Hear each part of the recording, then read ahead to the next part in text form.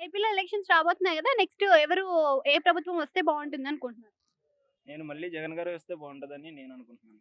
అంటే ఇప్పుడు కొత్త కొత్త హామీలు ఇస్తున్నారు. ఇంతకుముందు ఇచ్చిన హామీలు నెరవేర్చలేకపోయారు. మరి కొత్త హామీలను ఎలా నెరవేరుస్తారనుకుంటున్నారు? ఎవరు జగన్ గారు నెరవేర్చలేదని అంటున్నారండి? హ్మ్. అంటే ఏ హామీలు అంటే నెరవేర్చలేదని? ప్రజలకు ఉచితంగా అన్నీ ఇచ్చేసి పథకాలు సోమరిపోతులను చేస్తున్నారు అంటున్నారు. నిజమేనా? అంటే మనీ ఇస్తే సోమరిపోతులవుతారనేది అది నాకు తెలిసిన తోటికి కరెక్ట్ కాదని నేననుకుంటున్నానండి. మరి ఇండస్ట్రీల విషయం ఏమంటారు? ఇండస్ట్రియల్ విషయమైతే ఇండస్ట్రీసు అంటే మరీ ఎక్కువ తెచ్చారని గాదు. కొన్ని తెచ్చారనైతే నాకు తెలిసినంత మటుకు కొన్ని తెచ్చారని నేననుకుంటున్నానండి.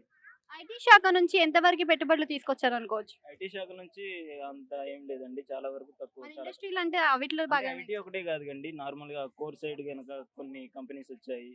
అవి చెప్పేసి నేనంటున్నాను. పీజీ విద్యార్థులకు రీయింబర్స్‌మెంట్ రావట్లేదంట గదా! అది నాకు ఐడియా లేదండి పీజీ. ఆ! 175లో అంటే మెజారిటీ ఆఫ్ ది సీట్స్ మటికి జగన్ గారికొస్తాయని నేననుకుంటున్నాను. ఆ!